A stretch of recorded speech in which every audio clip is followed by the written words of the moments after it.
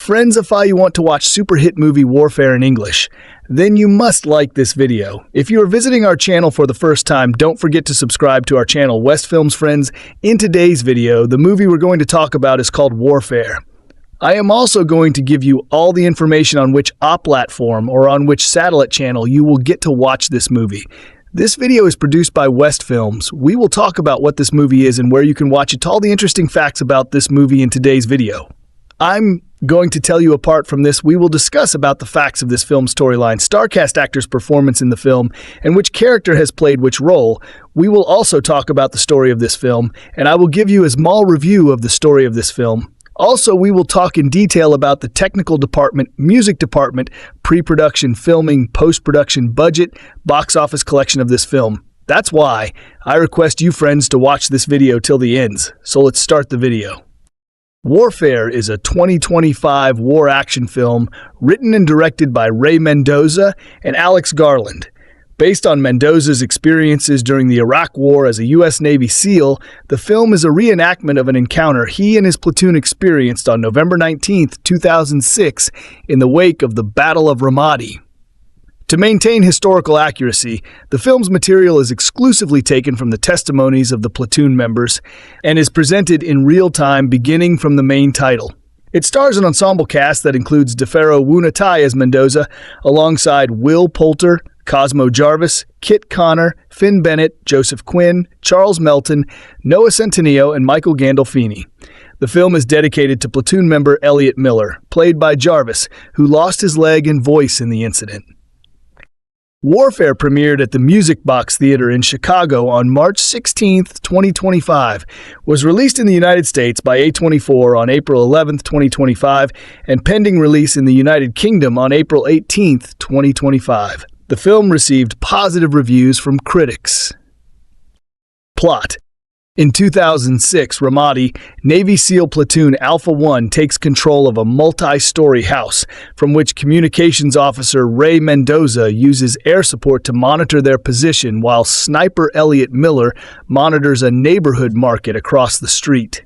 The team's translators, Farid and Noor, learn of different families on different floors of the building and tell them to remain silent and in place.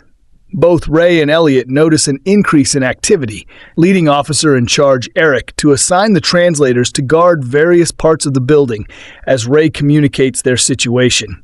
A grenade is thrown into the room at which Elliot is positioned, though the team is able to avoid any major injuries. The team calls in a Bradley to medically evacuate Elliot, but an IED explodes, killing one of the translators, as well as seriously wounding both Elliot and Petty Officer Sam. The Bradley immediately departs. Alpha 1 eventually retreats and reorganizes into the house to tend to the wounded, while Ray communicates their situation. A discombobulated Eric tries to get the nearby team Alpha 2 to collapse into their position, but their team is slowed by firefights. USMC Capt. McDonald and Ray both tend to Elliot and Sam, trying to nurse their injuries and eventually providing them with morphine.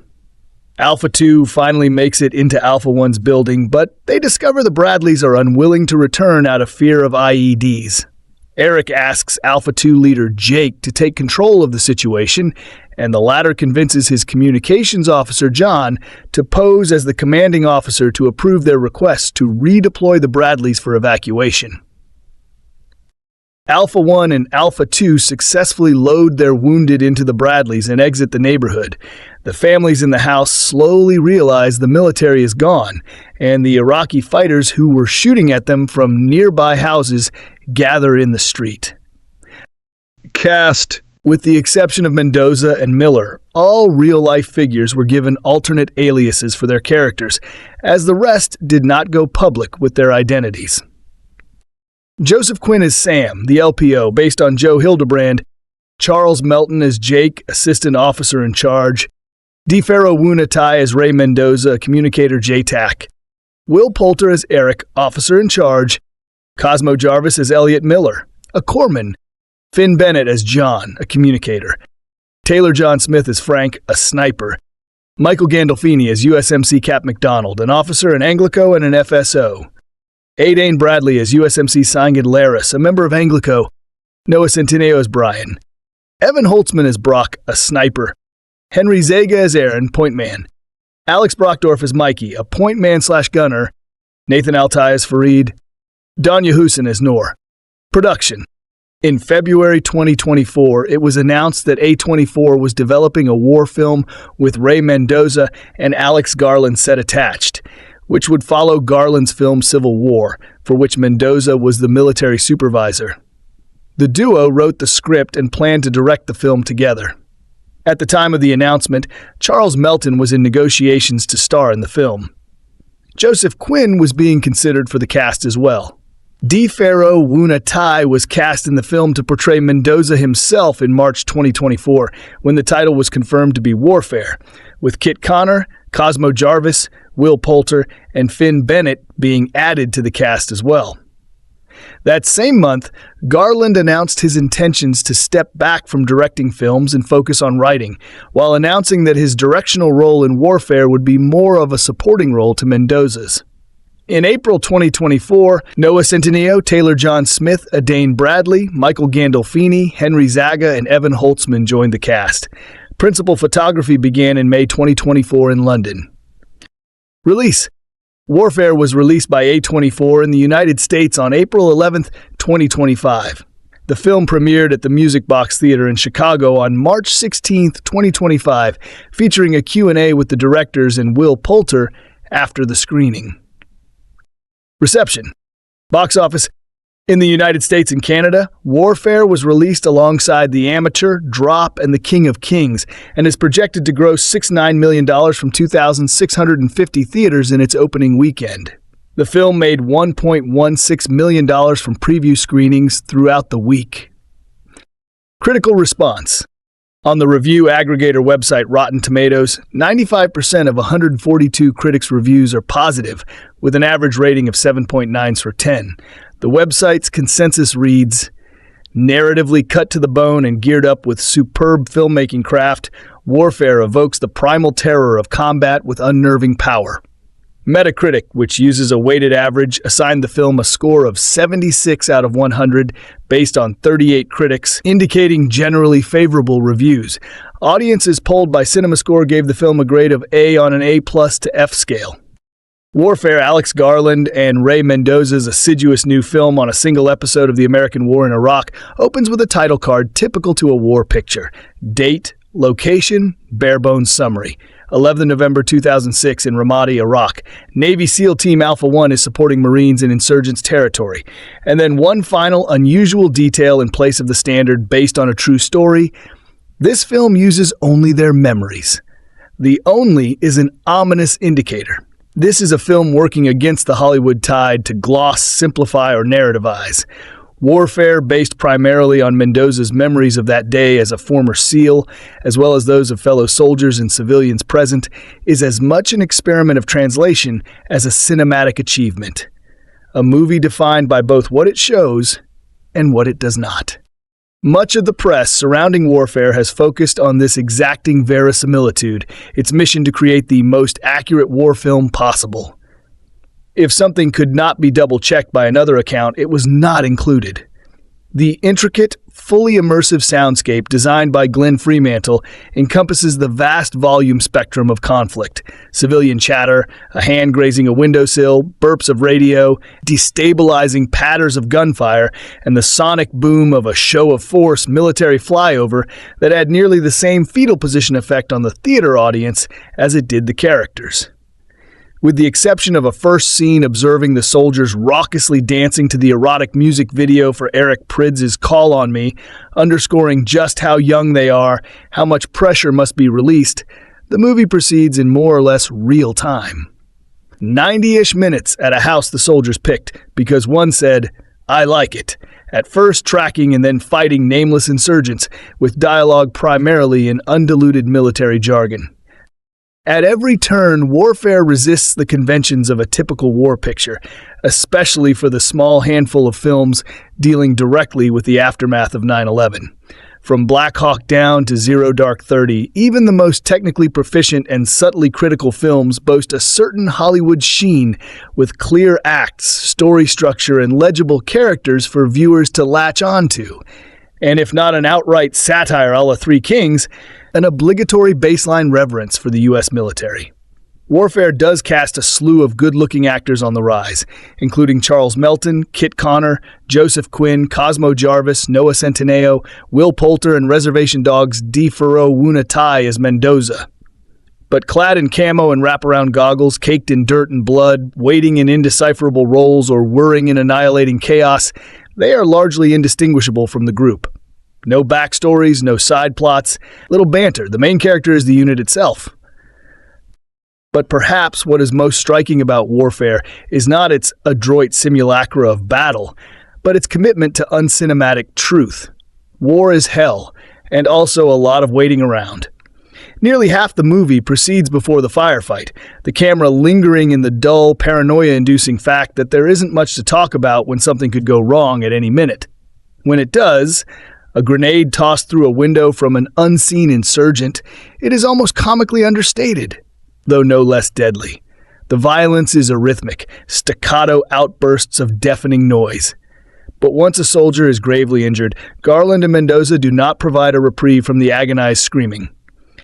This is not Garland's first attempt at a hyper-realistic, anti-war war film. Civil War, released last year with Mendoza as a military consultant, imagined a fictional future civil conflict in the U.S. with same detached, cool-headed commitment to realism through the eyes of neutral military journalists trying to record the facts themselves. The film marked an achievement in unrelenting sound design and immersive combat cinema, but was undercut by a strange incuriosity as to the politics and partisan divide that would lead to war in the first place. Warfare suffers no such blurriness, though no explicit political dogma. It doesn't need to. By adhering strictly to memory, thus acknowledging the limitations therein, Warfare circumvents the expectation of message that dogs the handful of films forming the War on Terror canon. The vast majority of these, even Catherine Bigelow's Oscar-winning The Hurt Locker, imbued some moral ambiguity into the conflict, though focused primarily on the haunting effects of war on its American participants and made little at the box office. Only American Sniper, Clint Eastwood's 2014 film on the real-life sniper Chris Kyle, was a genuine hit, grossing $547 million. Not coincidentally, it pitted good Americans, bad terrorists, any shades of gray subsumed by belief in the justness of the war. I could imagine these critiques while watching Warfare, that to focus on the U.S. military is to inherently glorify it, that Garland and Mendoza hewing so close to the soldiers as to leave the forcibly displaced family cowering in fear in a single bedroom under threat of a U.S. gun provides too limited a picture. But that would underestimate an audience's ability to read between the lines. The fact that some of the soldiers forgot the family was even there. The fact that the Iraqi scouts were forced to evacuate first and thus died, that the family was left behind in wreckage without a word, says volumes about the entire ethos of the conflict. I cannot imagine walking away from this exquisitely rendered, fastidious account of modern warfare with an impression other than that the American invasion was an incomprehensibly costly exercise in needless violence and futility. The fact that Warfare pins its frame on the statement of memory, that this is what happened, unvarnished, these were the patterns and the suffering, is itself instructive to an American public with fewer and fewer direct ties to its military. There's an educational undercurrent to the enterprise, a tacit understanding that most Americans know very little about the war outside of media portrayals, if they know anything at all. Less than 1% of the U.S. population served in the armed forces during the wars in Iraq and Afghanistan, compared with roughly 10% in the Second World War. Not a value judgment, but a fact on personal connection. The U.S. government was at constant war for 15 years. The vast majority of the U.S. public was not. My understanding of the ethics and justification, or extreme lack thereof, of the invasions that began in my childhood have shifted and clarified with age, yet it was still cathartic, in a horrifying skin-shedding way, to see a recreation, to feel closer to understanding the experience of many veterans, increasingly alienated and disillusioned by the U.S. government, disproportionately pulled to extremism. That warfare does not introduce the other side, that the Iraqi family and scouts are even blanker to us than the soldiers, feels both unfair and refreshingly honest, acknowledgement of a failure of imagination on a grand and horrifying scale, and of the brain-shredding effects of combat on the personal level. The film ends with a jarring concession to convention and internet curiosity, presenting side-by-side photos of the real SEALs with the actors. But before that, it visits, just briefly, the scene the soldiers just left. Iraqi insurgents appear on the streets as the tanks roll out. The family takes in the shattered remnants of their home. It could feel tossed off, insufficient, but I read it as a tantalizing possibility. What would their perspective look like in real time? There are other stories not within Garland and Mendoza's scope that we too should know, if only Hollywood would let someone tell them. Warfare tells the story of a Navy SEAL team that in 2006 got pinned inside a house in Ramadi, Iraq during the American occupation, took heavy casualties, and finally escaped with its surviving members in tatters. This was not a major battle in the conflict or by the standards of any conflict, but it happened. Specifically, it happened to the film's co-writer and co-director, Ray Mendoza, a military advisor on Civil War, the speculative fiction film by Alex Garland, Ex Machina, Annihilation. Mendoza told the story to Garland, who decided to make it his next movie and partner with Mendoza in his first effort behind the camera. The result is an odd experience, at once overwhelming and numbing, immediate and clinical. It immerses viewers in the noise, blood, and chaos of combat as it was experienced roughly 20 years ago in Iraq, with such physical, visual, and sonic detail that it can genuinely be characterized as a rare war movie that doesn't glorify its subject, even accidentally. It's a "you are there" movie. But to what end? Mendoza is portrayed on screen by DeFaro Woon-A-Tai, one of the main characters on the FX series Reservation Dogs. But he's just one character among many, in a cast that has deliberately been shorn of the usual war movie characterization tricks, like giving somebody a catchphrase, or a significant lucky object, or a monologue revealing a dream or fear, or the fact that they just got married to their childhood sweetheart, which, in older movies, is how you know who's going to die first. Nor are we given any glimpses of the emotional interior of Mendoza or any of his comrades, beyond the obvious fear of getting wounded or killed, and the fleeting bursts of inspiration that enable them to help fallen comrades and participate in the group's increasingly desperate efforts to escape. The compressed time frame of the storytelling, about half a day it seems, plus the fact that we get dropped in without anything resembling traditional characterization, means that it's hard, if not impossible, to engage with warfare in the manner of other war movies. At times, it almost seems as if Mendoza and Garland have used actors and recreations to devise not just a drama based on real events, but a sort of faux documentary, a thing that could be briefly mistaken for real if you chance to cross it on television. The carefully measured opening sequence shows the SEALs rousting a family from their beds, but then putting them under what I guess is a kind of protective custody, though it sure looks like detainment or captivity, and using the house as a position to observe enemy action. There's a slow build-up to the revelation, via radio, that the area is going to be without air support for a while, and that local gunmen have decided to take the opportunity to move on the Americans. All hell breaks loose soon thereafter, and the SEALs scramble to make a plan out of the bureaucratic non-decisions of people they can appeal to, but cannot sway. A Bradley fighting vehicle that's supposed to rescue half of the SEALs gets destroyed by an explosive device.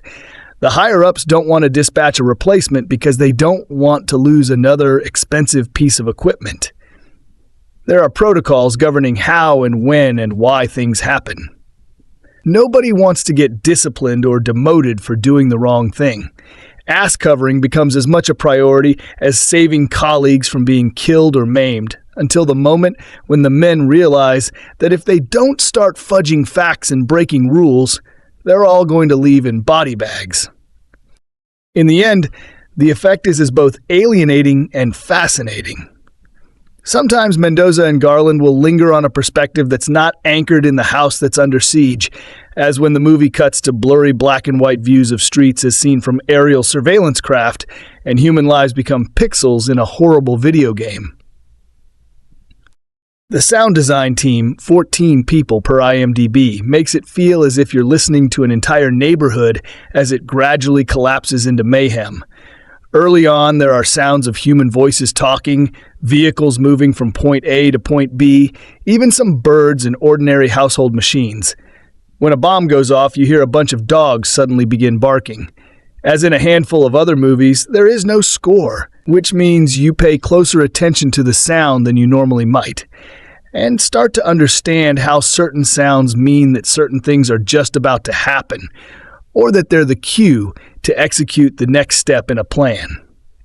There are little details here that I haven't seen in previous post-9/11 combat movies, like the way that fighters come in low in a show of force. That's mainly about pausing enemy action and stirring up dust that the Americans can use for visual cover, or the observation that extremely loud sounds can cause physical damage as intense as getting punched, kicked, or run into with a car.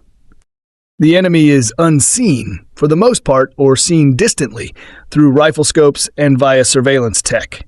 We don't get to know the family, aside from the facts of their situation and the fear that they feel. Clint Eastwood's controversial hit American Sniper, a far more traditional, though ultimately richer motion picture, showed the enemy in much the same way that warfare does, and was attacked for being xenophobic and/or racist. But I don't see how the approach of warfare is all that different, except perhaps for its more measured and in some ways rarefied approach to technique, which is rooted in an aesthetic philosophy that we can intuit.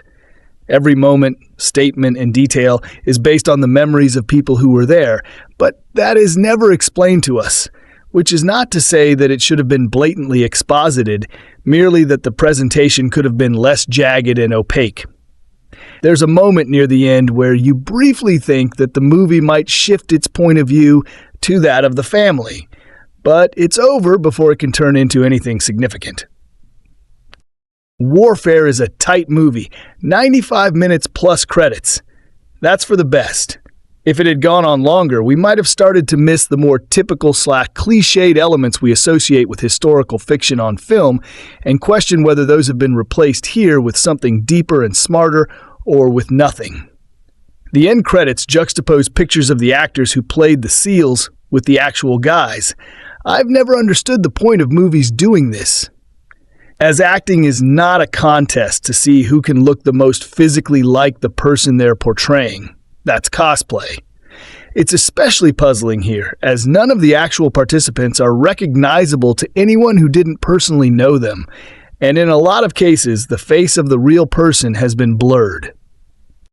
Warfare is a viscerally impressive work. Your body feels it, but you might come away from it wondering what the point is, other than the fact that it happened to someone, and you wouldn't be wrong to ask that question. Warfare review. War movies turn a lot of us into armchair warriors. We've seen the great ones like Saving Private Ryan and Full Metal Jacket and Apocalypse Now and The Hurt Locker and Platoon, and every one of those films is so vivid and experiential that we may get swept up in the illusion that we now understand something essential about war. But if you've ever been close to someone who's been in a war, the first thing you know is that you know nothing about it. Literally nothing. The chaos and terror, the spiritual and physical loyalty that soldiers feel toward each other, the unspeakable horror, the insane thrill of it. These are things that movies show us a mere shadow of, things that as civilians we can't know. Yet there are filmmakers who fall prey to the illusion too. When Apocalypse Now was coming out, Francis Ford Coppola, caught up in the corrosive majesty of his vision, said at the movie's Cannes Film Festival premiere in 1979, "My film is not a movie. My film is not about Vietnam. It is Vietnam." That came close to being a poetic point, but on the other hand, no. You may feel there's a similar sentiment to Coppola's at work in Warfare, a combat film set during the Iraq War in November 2006. The movie was co-directed by Alex Garland, the director of Civil War and Annihilation, and Ray Mendoza, an Iraq War veteran, and it strives for maximal realism and intensity within a very small scale. That's part of the realism. Warfare is based on real events and on nothing but the soldiers' direct memories of those events. It attempts to recreate what happened with the purity of a verite documentary, aiming for a bloody, random, transcendent verisimilitude. The film has no dramatic hooks, no scripted banner, no establishment of plot points, no character development, no giving those of us in the audience our bearings. It simply plunks us down on a very black and silent night in an empty residential neighborhood in Ramadi Province, Iraq, where a team of Navy SEALs, along with 2 Iraqi scouts and 2 Marines, have arrived to help ensure the safe passage of ground forces in the area the next day. The distant, echoey machine gun clatter in the background, the sound design of it, is very Full Metal Jacket. The SEALs enter a blockish concrete home, splitting into 3 groups. Op 1, who we're following, head to the second story, a self-contained apartment where an Iraqi family lives. The family is frightened, but the soldiers aren't there to terrorize them. They just need a place in which to hide out and maneuver. The entire film takes place in or just outside that house, and in terms of watching an executed plan of action, not much happens. The first half hour is filled with the weirdly neutral techno jargon of soldiers jabbering code words into their headphones to what I, as a know-nothing, am tempted to call mission control. It's not like the film ever tells us where those voices of authority crackling at the other end are coming from. A command station somewhere? One that's plugged, almost godlike, into drone surveillance. The SEALs have their own video hookup as well. One of the key characters, Elliot Miller, Cosmo Jarvis, who with his smirk and mustache resembles a frat house Freddie Mercury, is the group's trained sniper, and he sets up his 4-foot-long rifle on a table with a rug underneath it, lying prone as he and the movie peer through the gun sight at the Iraqis who are mingling across the street. Most of them are civilians, but he's scouting for the enemy, for Al-Qaeda soldiers, and he sees some, but he doesn't shoot them.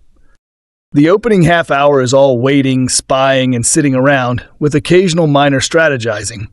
It's of fairly limited interest since we have no real idea what the plan is or who these men are. According to the film's press notes, the Op 1 team didn't know they were next door to an insurgent house. I didn't know it either. That's how sketchy and minimal the film's flow of information is, but it's all part of the design. Alex Garland isn't out to make a war movie. Oh no, he wants to show us warfare. The real thing, stripped of drama and shaped cinematic excitement. The drama, what there is of it, is there in the authenticity. At last, something happens.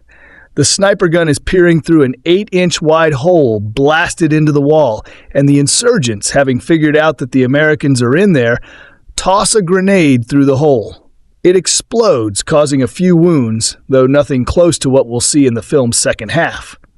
Out of this random attack, a plan emerges.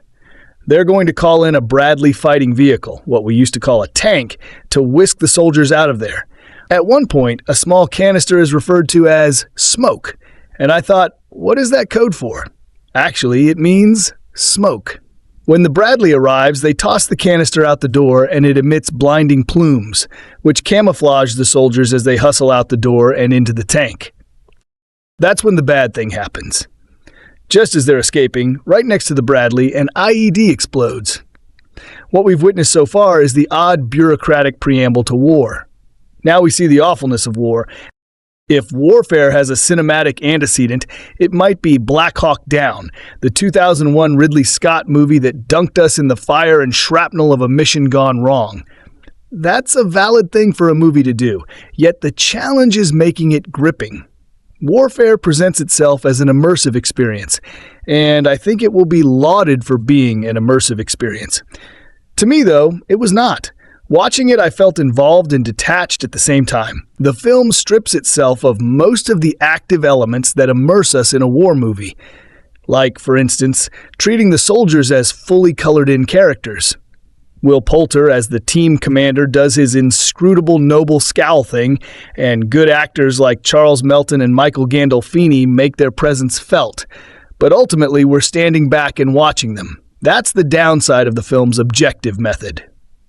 I actually felt more immersion in the combat scenes of Ang Lee's unjustly reviled Billy Lynn's long halftime walk. Warfare, despite what it attempts to bring off, doesn't portray the existential reality of war in a way that we haven't seen before. I'd argue that the genius of films like Saving Private Ryan and Full Metal Jacket is that they're dramas embedded in a spontaneous vision of flesh-burning violence and fear. The sniper sequence that takes up the last third of Full Metal Jacket is, to me, perhaps the greatest sequence Stanley Kubrick ever staged.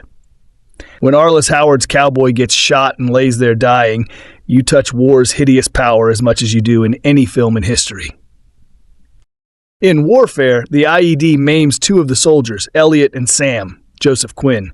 It's Sam's wounds that define the core of the movie. Chunks of his leg have been blasted away, and he lies there, yelling and screaming in pain for close to half an hour. The film rubs our noses in his agony as if to say, "You thought a war movie or war itself was exciting? Think again." If you find his suffering hard to watch, well, that's the idea. Yet I felt on some level as if the movie was using his mortal hell to lecture us. What's the grand point of the lecture? Warfare feels like one of those films that gets hailed as an anti-war movie. Yet what does it mean to be an anti-war movie? Many of us thought that the fundamental decision to attack Iraq was based on an obscene lie, so you can certainly be anti the war that's depicted here. Many of us thought Vietnam was a metastasizing disaster, the domino theory being played out long after its relevance had expired. So you can be anti the war that's depicted in all the great Vietnam films. But Saving Private Ryan, a movie in which Steven Spielberg derived his diving into machine gun hell aesthetic from the Vietnam films, was not a movie you could call anti-war, because it was about the war that we all agreed needed to be fought, the war that saved Western civilization. So the whole anti-war thing, at least in my eyes, can never be a universal statement about war. Warfare, you could say, tries to be quite particular. It captures one sliver of experience that unfolded during the Iraq War, and there's no doubt that it does so with disquieting skill. There are several times when the SEALs call for a show of force, and this means that a U.S. fighter jet will zoom at terrifying speed and centrifugal energy just over the street as if it were buzzing cattle. It's quite an eye-popping sight, yet I suspect the audience for Warfare will be limited, because the film is so objective that in a certain way it's nearly abstract. It scrapes every last bit of romantic glamour off the image of combat, and I guess you could say that's an achievement. But it's an achievement, in this case, that seems to be saluting itself. There's a brutally efficient energy to this war movie, recreating with 4K digital clarity a real incident involving U.S. Special Forces on a chaotically failed mission in Iraq in 2006, co-directed by Alex Garland and former U.S. Navy SEAL Ray Mendoza. The latter was a military consultant on Garland's previous film Civil War, and reconstructed the events from his own memories and those of his comrades. It is a visceral, immersive, often skull-splittingly loud film. Real-time action with a found footage aesthetic, featuring opaque technical dialogue and eerily ice-cold quiet moments seen from the aerial reconnaissance computer screen with murmuring detached voices audible. Warfare really does show the punishing boredom of a soldier's life, but it is weirdly obtuse and self-congratulatory, the shock of its ending softened by some bizarrely misjudged material over the closing credits, showing pictures of the actors next to their real-life counterparts, and even showing home movie-type footage of these soldiers now beamingly hugging the stars. It's as if Garland and Mendoza finally felt the need to pull out to reveal the bigger picture, and found only a reality TV show. In 2006, an American unit with 2 Iraqi scouts is moved under cover of darkness into a residential area of Ramadi province, ruthlessly taking over 2 apartments and ordering the terrified civilian occupants to stay in a bedroom and keep quiet. They knock a discreet hole in the wall and set up a sniper surveillance position from which to give cover for a ground troop operation. The team includes Ray himself, DeFaroa Woon-A-Tai, Commanding Officer Eric Will Poulter, Sniper Elliot, Cosmo Jarvis, McDonald, Michael Gandolfini, and Sam, Joseph Quinn. While Elliot does nothing but gaze through his gun sight, minutes and hours of tense silence drag by as the men with muscular professionalism stay at a level of hyper-alertness. One drags his fingertip across a dusty surface, looks at it, looks up, drops his hand, thinks about something else. There is no old-school stuff about the guys in a quiet moment looking up at the stars and talking to each other about what they're going to do when the war is over. But when Elliot has to lay his sniper rifle down for a moment and stretch his legs, a less experienced and less competent guy has to take over and fails to take out a jihadi with a weapon across the street. The insurgents are close by and the unit is in danger. They lose air cover. The tank that was supposed to be taking them away is blown up and there's carnage. One man even slips on the fragment of a severed leg in the road, scrambling back into the apartment building after the aborted evacuation. In some ways, warfare is like the rash of war on terror pictures that appeared 20 years ago, such as Catherine Bigelow's The Hurt Locker or Nick Broomfield's Battle for Haditha, or indeed Brian De Palma's interesting, underrated film Redacted. But warfare doesn't have the anti-war reflex and is almost fierce in its indifference to political or historical context, the resource that should be more readily available 2 decades on. There is almost no conventional narrative progression. Eric gets rattled and has to cede command to someone else, but it makes no real difference to the dramatic shape, the white noise blizzard of chaos. Similarly, the 2 Iraqi scouts become scared when they realize that they are to be the first out of the door for the planned evacuation, but there is no real tribal division between them and the Americans. Periodically, the men will radio for a show of force to keep the jihadis at bay, a fighter plane whooshing terrifyingly low along the street, leaving behind an eardrum pulverized silence which scours the screen of thought. And those civilians? They have an odd role to play in those weird photos over the final credits. Some of the real-world soldiers have their faces blanked out, presumably due to ongoing security considerations. But the film also shows a picture of an Iraqi family, evidently the occupants of the house, with their faces blanked out as well. Because Garland and Mendoza tried to locate these people and ask for their memories too, and were unable to find them? Maybe. But they just remain blank and irrelevant. The movie is its own show of force in some ways, surely accurate in showing what the soldiers did, moment by moment, though blandly unaware of a point or a meaning beyond the horror. A platoon of Navy SEALs embark on a dangerous mission in Ramadi, Iraq, with the chaos and brotherhood of war retold through their memories of the event. Iraq Navy SEALs veteran and co-director Ray Mendoza isn't using warfare to tell a conventional war narrative. Collaborating with Civil War director Alex Garland, whom he met working as a military consultant on that film, subsequently choosing him to help bring this relentlessly hellish experience to life on the artistic, cinematic, visionary side. This is the recreation of a traumatic event in the field that is specifically and solely pulled from memories, tapped into here in such a visceral, authentic, grotesquely detailed manner that there is no chance it could come from Alex Garland himself or any filmmaker. It's also a key distinction from the usual inspired by a true story pre-movie text, as every moment here comes from someone's squadmate-checked memory to deliver a characteristically minimalistic take. It's a bold, potentially self-destructive move to free a film like this from standard characterization and familiar storytelling arcs. But Ray Mendoza and Alex Garland trust that the exciting ensemble of mostly rising names will find the emotional truths amidst the relentless chaos. Comprised of soldiers mostly indistinguishable from one to the next, Will Poulter being the most facially recognizable actor of them all, although some will no doubt notice recent breakout actors Charles Melton and Joseph Quinn, with the 7 people who went to see the Alto Knights maybe catching on to Cosmo Jarvis. There is a wealth of humanity and honesty ringing from them, whether it's mildly goofing off during the monotonous stakeout before the situation goes foobar, ear-piercingly pained screams from the severely wounded, or sentiments of believable brotherhood fighting to protect one another and carry the injured to safety. This is not jingoistic, hoorah, celebratory murder, though. Obviously, the Navy SEALs stationed and pinned down this home circa 2006 await backup and rescue while pushing and firing back against Al-Qaeda when the time was right strategically. But Ray Mendoza and Alex Garland have gone to admirable, respectful lengths to solely keep the bloodshed and graphic injury limited to the Navy SEALs. Even though it's not gunning for grand political statements, it's also subtly aware that this destruction and war bring unimaginable pain and tragedy among Iraq's citizens, occasionally checking in on a family held up in the home without misguidedly crossing into emotional manipulation.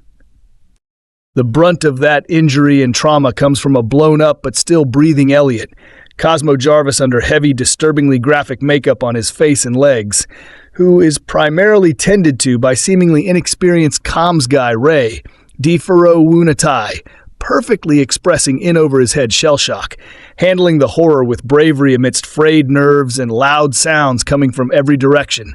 Screams, bullets, aircraft whizzing by low to the ground, explosions, and general chatter regarding details of their rescue. David J. Thompson's sharp photography not only captures harrowing sights of injured soldiers and close-ups of terrified soldiers, pulses pounding contemplating how to react in any given moment quickly, but also ensures the warfare is cleanly shot with no questions or reservations on the positioning of everyone. Coming off Civil War's success, Alex Garland partners with Ray Mendoza on Warfare for a tense 90 minutes of hell based on the memories of veterans from a 2006 mission in Iraq. Mendoza takes his own experience as a veteran and the combined memory of the men who fought with him to craft the story.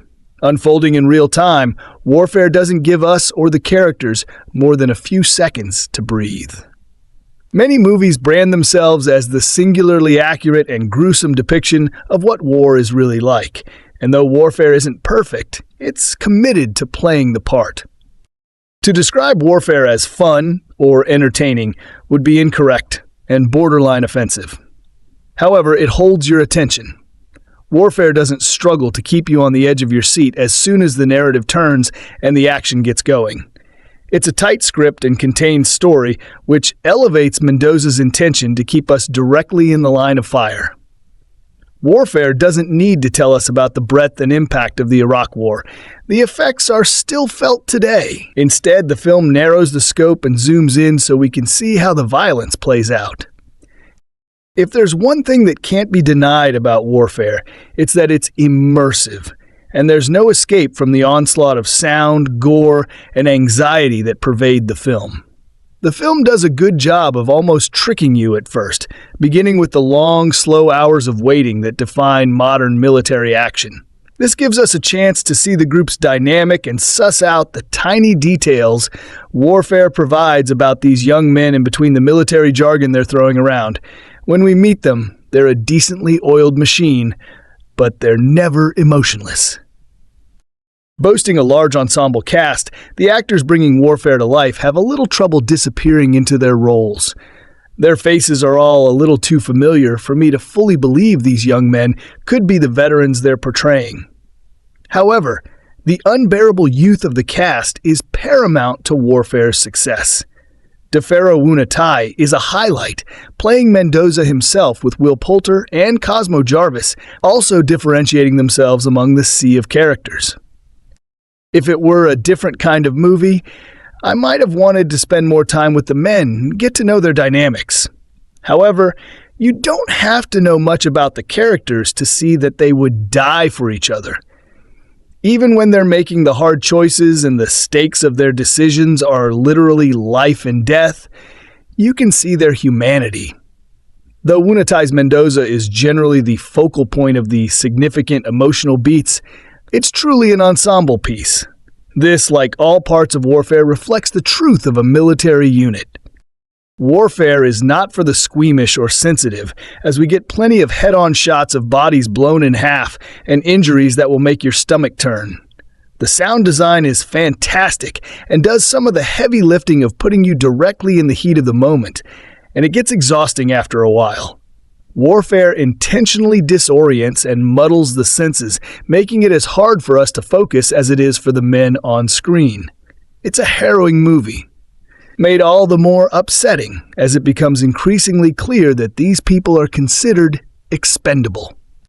Warfare makes only a brief commentary about the effects the soldiers' actions have on the family whose home they invade and destroy, with the Iraqi family being kept out of sight in a side room for almost the entire runtime. Neither Mendoza nor Garland can speak to the horror and brutality faced by the civilians, with the filmmakers intending to make a movie about the soldiers. Making the story a political commentary about the American military machine would have confused the narrative that Garland and Mendoza set out to make.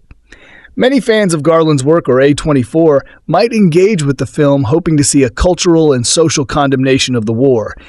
And while Warfare is far from pro-war, its intention is to be pro-veteran above all.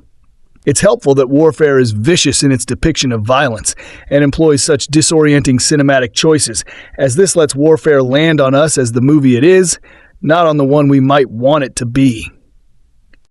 Warfare shows its hand in the last few minutes of the film when we see the real Elliot Miller, and the blurred pictures of the men Mendoza fought alongside stare us in the face.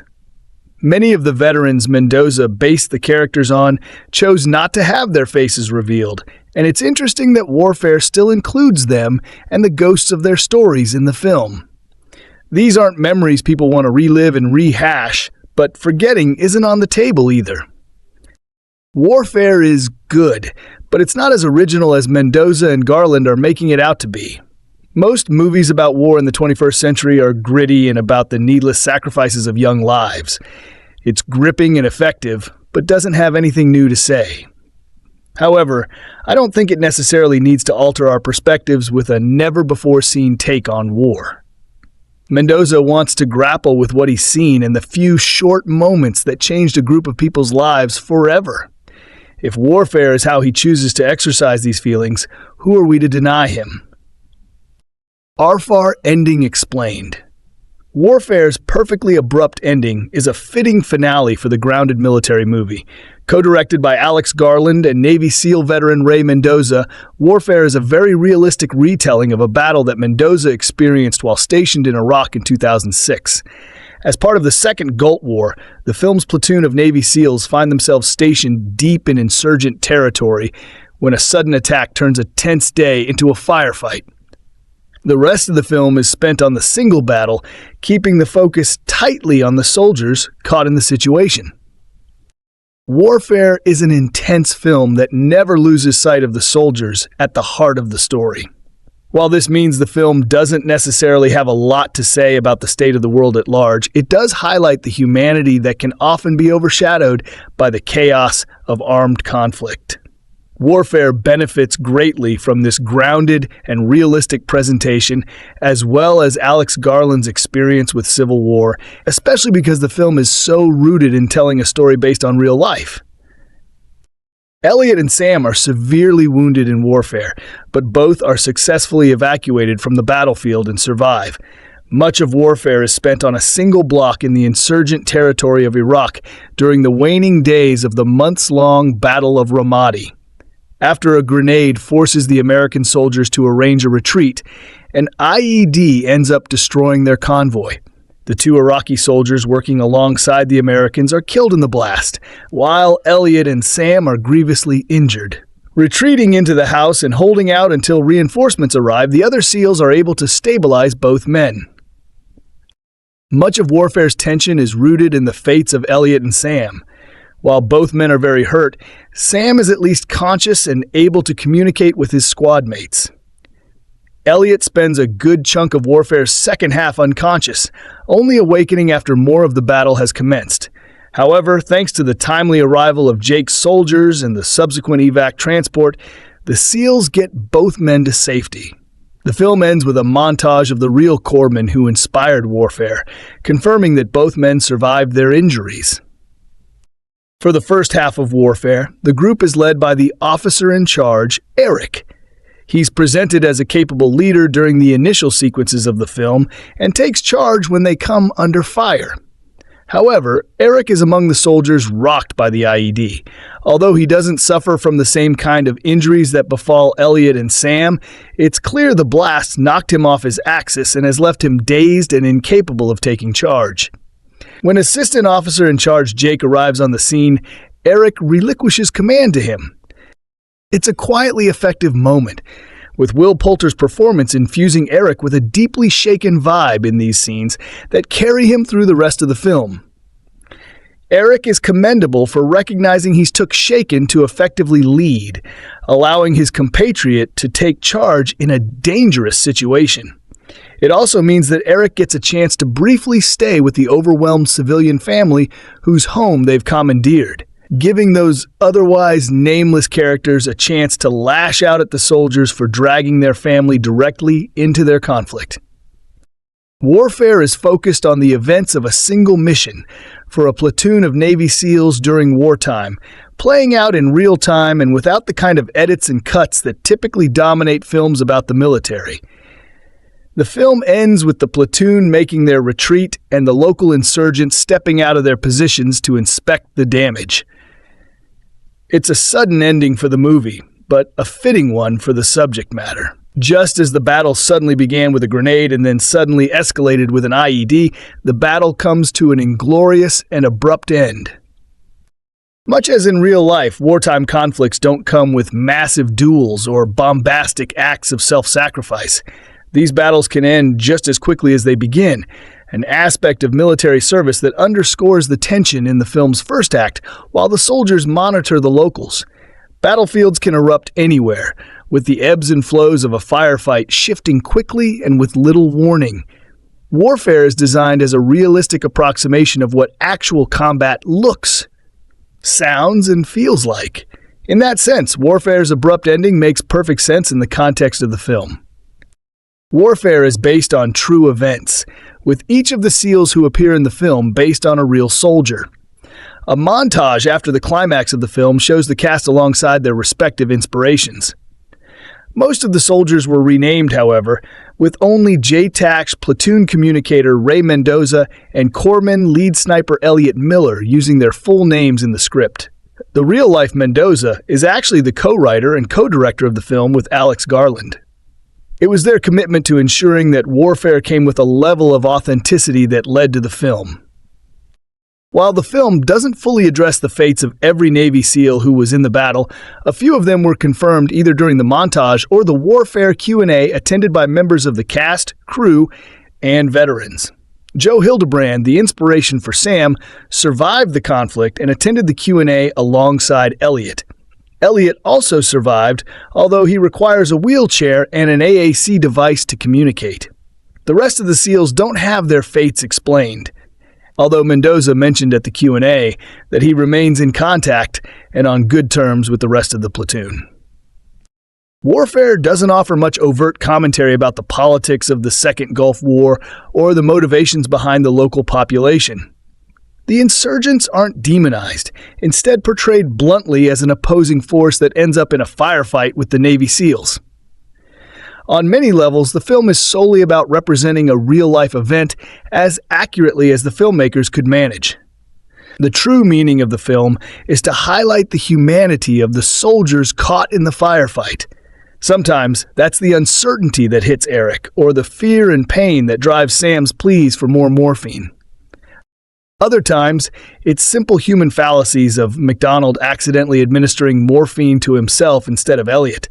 However, it can also be moments of shock and empathy, or courage and bravado in the face of danger.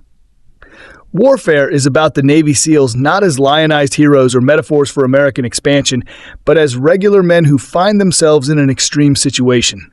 Those small slices of life are the core of Warfare, highlighting how beneath every suit of body armor is a person. Warfare is a painfully real war movie, and that was the entire point behind the production. The tagline of Warfare, the latest film from Civil War filmmaker Alex Garland and co-directed by real-life veteran Navy SEAL Ray Mendoza, reads as "Everything is based on memory." That's because Warfare isn't your average adaptation of a true story. Instead of being adapted page by page from a book, the newest A24 feature is based almost entirely on first-hand accounts from actual U.S. veterans, including Mendoza himself. The Iraq War will always be remembered as one of the bloodiest conflicts in modern history, with guerrilla warfare turning any quiet moment into a deafeningly loud one. Much like Civil War, warfare doesn't necessarily aim to explain, justify, or condemn the origins of these wartime conflicts. Instead, the film aims to depict a combat scenario as accurately as humanly possible, which warfare succeeds in doing in more ways than one. Warfare follows a small contingent of Navy SEALs stationed in Iraq during the early 2000s, where the escalating conflict in the War on Terror was at an all-time high. While they may represent a relatively small number of soldiers among the many thousands that served in the war, the SEALs are among the best and tasked with the most dangerous of missions. On what should have been a routine operation, Ray Mendoza's Woon-A-Tai squad takes shelter in a sniper's nest located right in the middle of enemy territory. It's a mission that will push Mendoza to battle for survival in the harshest of conditions, especially when they become targeted on all fronts. There's certainly no shortage of gritty, grounded war films out there, but what sets warfare apart from the large majority of the pack is one simple yet important detail.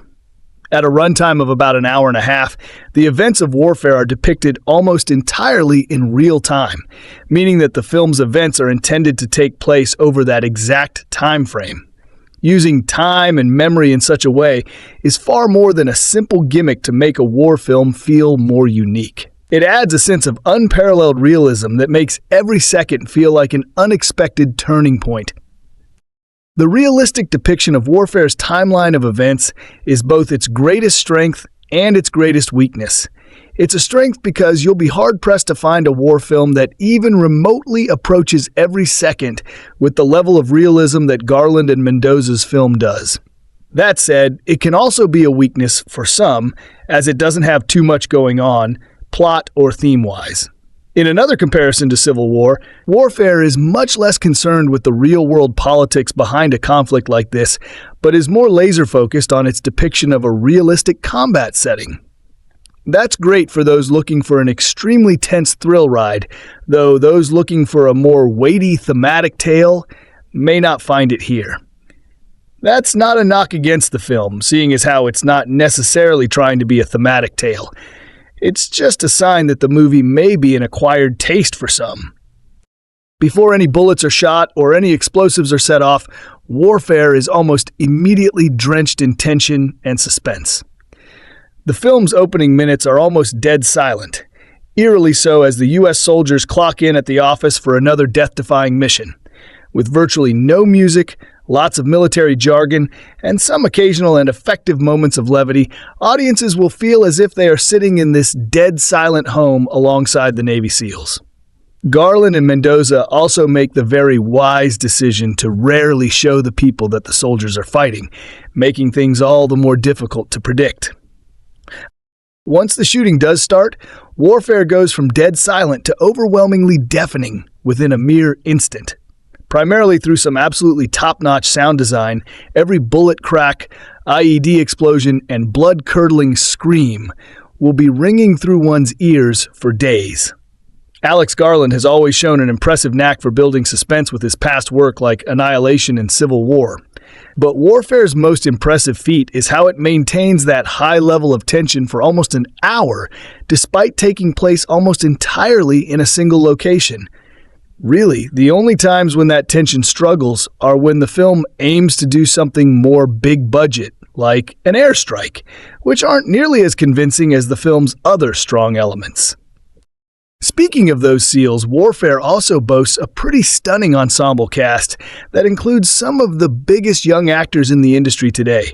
Will Poulter, Joseph Quinn, Michael Gandolfini, DeFaro Woon-A-Tai, Cosmo Jarvis, Kit Connor, and Noah Centineo are just some of the recognizable names we follow throughout the film, and they really do feel like an ensemble, as no one character could be considered the main protagonist, even when one of them is portraying the film's co-director. This decision also has some pros and some cons. The real-time format doesn't offer a lot of moments to develop all of these distinct characters. Every actor does a fantastic job, particularly Cosmo Jarvis, in a part that once again shows the rising newcomer's incredible range. It admittedly just feels like these subjects could have been portrayed by anyone instead of big-name actors. Ultimately, the underdeveloped characters in Warfare are practically a non-issue, as that's not the point of Alex Garland and Ray Mendoza's film. Once again, Warfare is not setting out to hook audiences in on a thematic story with deep characters. It's also not so much focused on the events that led up to this conflict, nor does it concern itself with the future. This is a movie that is focused on right here, right now, and the snap judgments and decisions that come with that.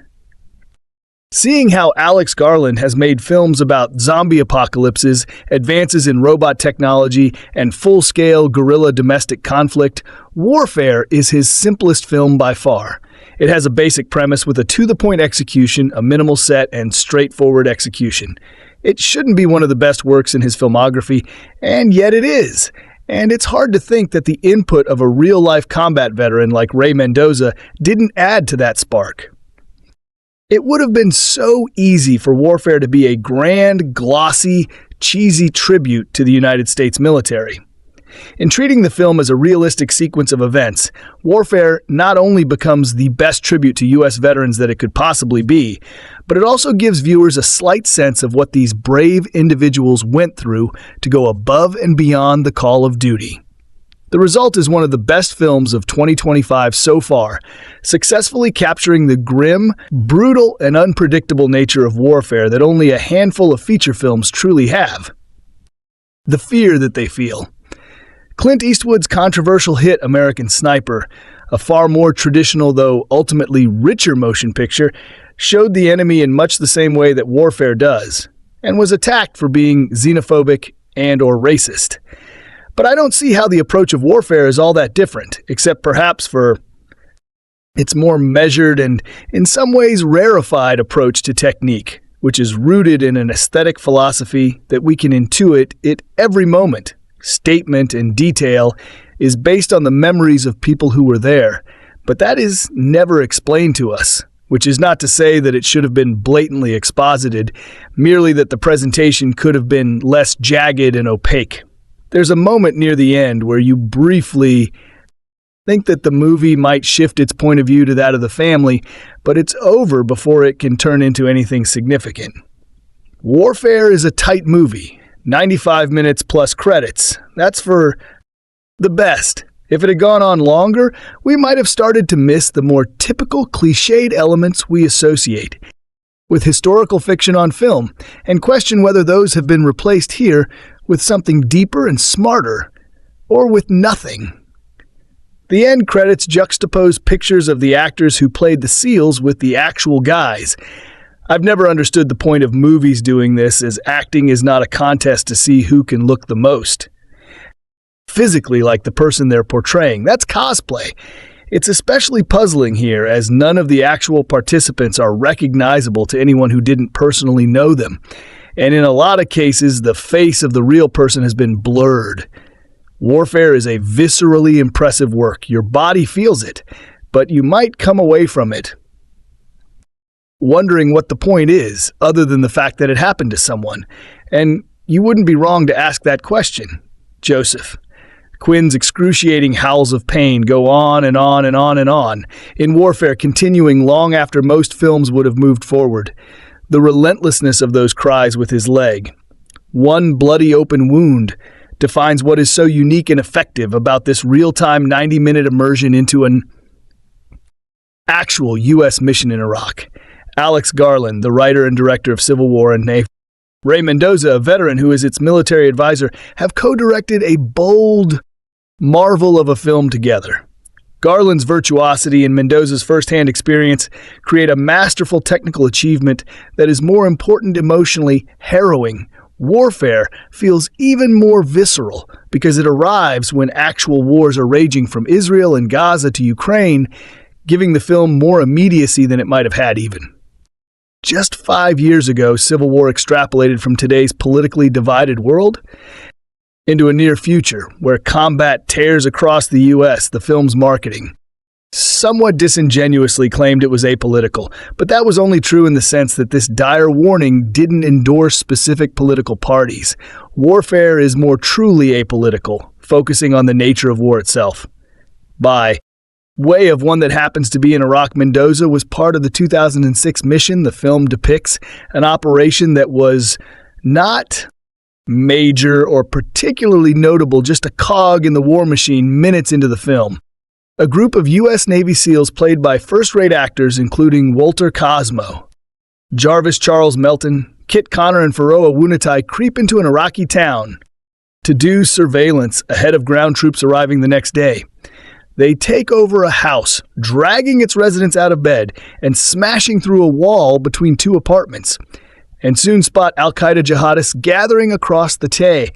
Street tension builds, but nothing prepares us for the shattering sound or the bloody impact when a grenade is lobbed into their window. Let's not exaggerate that immersive element. Sitting in a cinema doesn't come close to the reality of combat, but warfare does what film does best, recreating the feelings of fear and simple will to live when you are trapped a sitting target for armed men doing their best to kill you. Garland and Mendoza's rigorous approach to the screenplay makes this film more docudrama than fiction. They relied entirely on the accounts of the men who were part of the mission, cross-checking to account for faulty memories they invented. No plot twists. And drop us into the action without any backstory about the characters. The dialogue is restricted to the military shorthand the SEALs would have used, with no time for the jokey banter most war movies indulge in. That sounds dry. But every actor makes it work, partly because they have faces that hold the screen. Woon-A-Tai Reservation Dogs is a central character playing Mendoza himself, a communications officer relaying by radio the team's locations and information. Back to home base, Woon-A-Tai captures the intensity of the job. If he fails, it all goes wrong. The film doesn't explain its military jargon, but it's easy enough to grasp that when he radios for a case back, it means a casualty evacuation for the wounded. Poulter plays the officer in charge of the group and has one of the few memorable lines when help is nearby and he can't pinpoint his exact location. He tells them, "Look for the blood and the smoke were there." Quinn is a standout even before his character's injuries, conveying a fear and sense of danger not far from the surface. But the effectiveness of the real-time approach is felt most strongly after he is wounded, and his inescapable cries continue in the background even as the others strategize how to move him and Jarvis's severely wounded character out when U.S. tanks arrive. As Civil War demonstrated, Garland is an expert at creating intense action scenes. When the SEALs attempt to leave, another grenade explodes on the street. Sound becomes muffled. The screen fills with smoke so that it feels like night. When the smoke clears, there are wounded men and a severed leg on the ground in real life. News reports, the most graphic videos usually come with warnings that the images might be disturbing, but Garland and Mendoza don't let us look away. Warfare is in a line of films about divisive conflicts from Vietnam Apocalypse Now to Iraq, The Hurt Locker, that have focused on the soldiers rather than the politics. But no war film is entirely detached from its setting, and Garland and Mendoza acknowledge that in a significant way the Iraqi civilians don't get much time on screen, but the impact of those scenes is enormous as a father, mother, and their two small children cower together in the corner of a bedroom. The Americans' reassurances that they won't be hurt seem hollow. These people are civilians held at gunpoint as their home is destroyed around them simply because it is in a convenient location for surveillance. They are both specific to Iraq and stand-ins for innocent victims of wars everywhere, apolitical though warfare is. With its blood-soaked scenes and brutal sounds, it seems to question the wisdom of settling any conflict, even or especially one about global power and politics, with the kind of violence this film draws us into so intimately. Other information about this film in his 2024 action drama Civil War, the British Director Alex Garland imagined a dystopian America torn apart by violence for all its echoes of the present-day I. Found the movie politically neutral to the point of vagueness, and I couldn't buy into its world-building. I did. However, buy into its world-destroying, which is to say its viscerally terrifying action sequences and staging. The battle scenes. Garland worked closely with a military advisor, Ray Mendoza, a former U.S. Navy SEAL who's also lent his expertise to the war drama Lone Survivor and the video game Call of Duty Modern. Warfare. Now, Garland and Mendoza have re-teamed on a new movie simply titled Warfare. The two co-wrote and co-directed the film, which reconstructs an incident from the Iraq War in November 2006 when a routine mission by Mendoza and his fellow SEALs went dangerously airy. The script was drawn entirely from Mendoza's and his comrades' memories, with no attempt to fill in the war's broader context. The aim is to embed the audience with the soldiers and provide as immersive an experience of modern combat as possible. It begins at night when a squad of SEALs break into a 2-story apartment building in the city of Romani, known to be a hotbed of Al-Qaeda insurgency. By the next morning, they've set up a surveillance operation. But the details of their mission remain unclear, which only ratchets up the tension. There's no exposition, only terror. Often indecipherable bursts of military jargon. The SEALs are played by actors including Poulter, Joseph, Quinn, Michael Gandolfini, and as the young Mendoza himself, Tarao Woon-A-Tai from the series Reservation Dogs, but we barely get to bit. Know their characters' names or backgrounds. They don't crack jokes or tell stories from back home. They haven't been given the cliche of one distinguishing personality trait, a piece most of the time we see and hear them. Functioning as a unit and a cohesive, very well-trained one. The SEALs mostly sit quietly and wait. One sniper, Elliot, played by Cosmo Jarvis, keeps his rifle trained on a house across the street where he suspects insurgents are hiding. And then all hell breaks loose. An unseen enemy drops a grenade into the building, making it clear that their presence has been discovered, given how many films we've seen about U.S. troops in combat. From Platoon and Full Metal Jacket to Saving Private Ryan and The Hurt Locker, it's a tall order for a movie to say something new about the experience. But Warfare succeeds in part by committing to a level of moment-to-moment realism that those earlier films, even at their most harrowing, didn't strive for most of. The story plays out in real time, and as the SEALs wait for armored vehicles to bring them to safety, the directors aren't afraid to slow the pace down and draw things out to an agonizing degree. The movie's second half is at. Once excruciating and mesmerizing, an IED goes off, casualties are sustained, and wounds are lingered on at graphic length. You're reminded of how quickly some war movies cut away from the carnage. But Warfare doesn't. Some of its soldiers' anguished screams are still echoing in my brain. Some will find Garland and Mendoza's film too narrowly focused to the exclusion of any deeper insight into the war. Similar critiques were leveled at The Hurt Locker, still perhaps the best American drama ever made about the Iraq War, and they're no more convincing.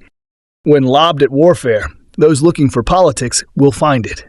I think in the way Garland and Mendoza avoid jingoism and false heroics. There are acts of heroism here to be sure, but no glorification, and we're never allowed to forget that the American soldiers are a hostile, intrusive presence from time to time. We see Iraqi civilian families huddling in terror in the apartment building where the SEALs have set up their operation.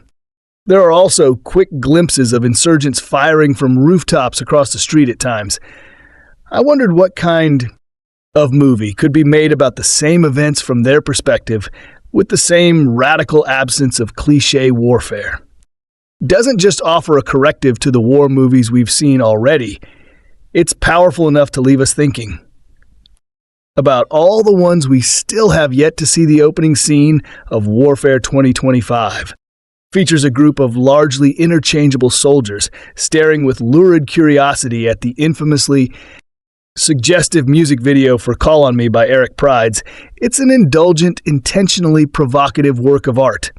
designed to provoke a reaction, but those with moral obligations would be too engaged to ever dismiss it entirely as not being worthy of discussion. The soldiers watching share a collective sense of fascination, as if each is unable to determine if they are all gravitated towards the exhibitionist material or if they're all watching with a degree of irony. These questions of intention, effect, and purpose are all relevant to Alex Garland's latest feature, which marks the most dramatic shift in his filmography thus far.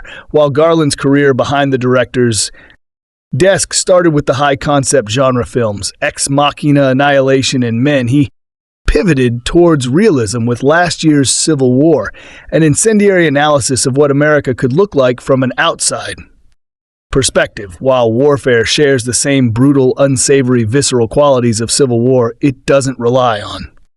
Garland's aptitude for world-building the film is co-directed by the former U.S. Navy SEAL Ray Mendoza and serves as a recreation of his experiences in a particularly gruesome standoff with insurgent forces during the Iraq War of 2006. Warfare has the same relentless, unforgiving quality of modern war classics like Black Hawk Down and The Hurt Locker, but the scope is far more granular. Shot in real-time, Warfare is confined to just one village as a group of SEALs monitors a potential terrorist cell before being overwhelmed by enemy forces.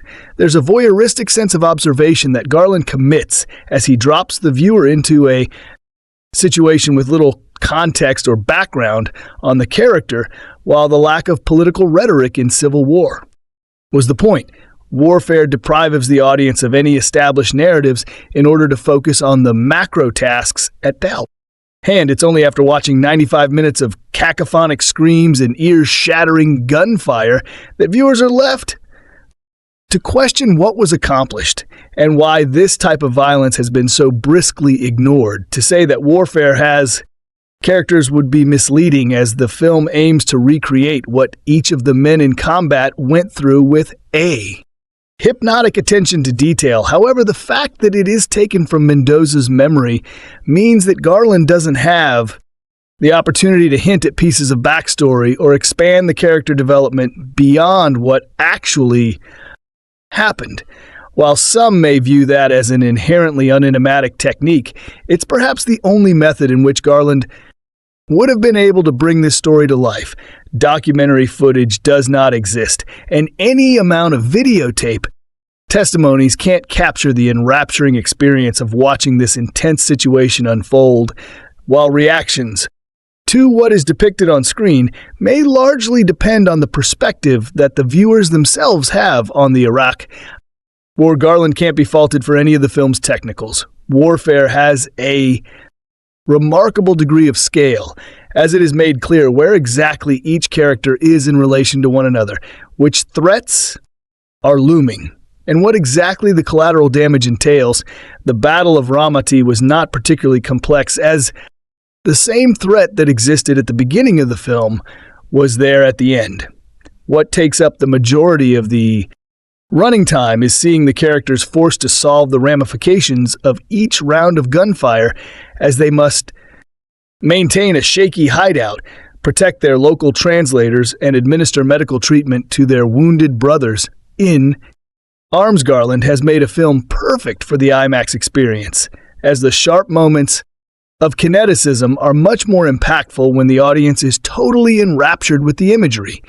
There's significant tension that builds throughout the first act of Warfare because it is so procedural and minimalistic, forcing the viewers to quench their anxieties by hyper-focusing on seemingly insignificant details. It's as if Garland has taught his audience to be as actively aware of the potential threats as the characters, making the eventual carnage and mayhem that emerge much easier to follow, although Garland rarely makes room for styism. A few key instances that reflect the character's blurred vision or wounded eardrums are utterly traumatizing, although the role of the cast was more of recreation than it was interpretation. The ensemble is uniformly excellent as they blend in with one another the same way a real Navy SEAL unit would. Joseph Quinn is a particular standout. The wounds suffered by his character force him to show the levels of agony and despair that escalate as the situation worsens. Well, Poulter also manages to find a subtle yet affecting way to showcase post-traumatic stress disorder that emerges in real time. If there's one character that provides any sense of comfort, it's Charles Melton in the role of the assistant officer Jake. Whether he's actually in control of the situation or simply feigning authority in order to ease his men's anxieties is unclear. But Melton shows how a commanding voice can unite a group during a period of confusion. Given that warfare is so narrow in what it chooses to highlight, it is natural to question what was significant about this specific incident that Garland felt needed to be given a cinematic recreation. Footage near the end of the film shows the extent to which he achieved authenticity, and a few unidentified characters within the closing montage suggest that this story isn't one that the participants involved with are particularly willing to celebrate. While access to Mendoza and his memory may have been enough to intrigue Garland, there's something radical to the insignificance of warfare. People were killed, buildings were destroyed, and alliances were forged, but there's no hint as to what was solved in this bloody crossfire, nor are there any lessons that seem to be learned. This is perhaps Garland's analysis of the Iraq War, and why he felt it was important to crystallize what happened before dramatic interpretations could bend the truth. For the sake of self-serving narratives, to call warfare a work of entertainment would be a misnomer. But it is both a brilliant work of craftsmanship and a necessary wake-up call. More detailed war movies turn a lot of us into armchair warriors. We've seen the great ones like Saving Private Ryan and Full Metal Jacket and Apocalypse Now, and The Hurt Locker and Platoon, and every one of those films is so vivid and experiential that we may get swept up in the illusion that we now understand something essential about war. But if you've ever been close to someone who's been in a war, the first thing you know is that you know nothing about it. Literally nothing. The chaos and terror, the spiritual and physical loyalty that soldiers feel toward each other, the unspeakable horror, the insane thrill of it. These are things that movies show us, a mere shadow of things that as civilians we can't know yet. There are filmmakers who fall prey to the illusion too when Apocalypse Now was coming out. Francis Ford Coppola, caught up in the corrosive majesty of his vision, said at the Movies Can Film Festival premiere in 1979, "My film is not a movie. My film is not about Vietnam. It is Vietnam that came close to being a poetic point. But, on the other hand, no. You may feel there's a similar sentiment to Coppola's at work in Warfare, a combat film set. During the Iraq War in November 2006, the movie was co-directed by Alex Garland, the director of Civil War and Annihilation, and Ray Mendoza, an Iraq War veteran, and it strives for maximal realism and intensity within a very small scale. That's part of the realism. Warfare is based on real events and on nothing but the soldiers' direct memories of those events it attempts to recreate. What happened with the purity of a Verite documentary aiming for a bloody, random, transcendent verilitude? The film has no dramatic hooks, no scripted banter, no establishment of plot points, no character development, no giving those of us in the audience our bearings. It simply plunks us down on a very black and silent night in an empty residential neighborhood in Romani Province, Iraq, where a team of Navy SEALs, along with 2 Iraqi scouts and 2 Marines, have arrived to help ensure the safe passage of ground forces in the area. The next day, the distant, echoey machine gun clatter in the background, the sound design of it is very Full Metal Jacket. The SEALs enter a blockish concrete home splitting into 3 groups. Op 1, who we're following, head to the second story, a self-contained apartment where an Iraqi family lives. The family is frightened, but the soldiers aren't there to terrorize them. They just need a place in which to hide out and maneuver. The entire film takes place in or just outside that house, and in terms of watching an executed plan of action, not much happens. The first half hour is filled with the weirdly neutral techno jargon of soldiers jabbering code. words into their headphones, to what I, as a know-nothing, am tempted to call mission control.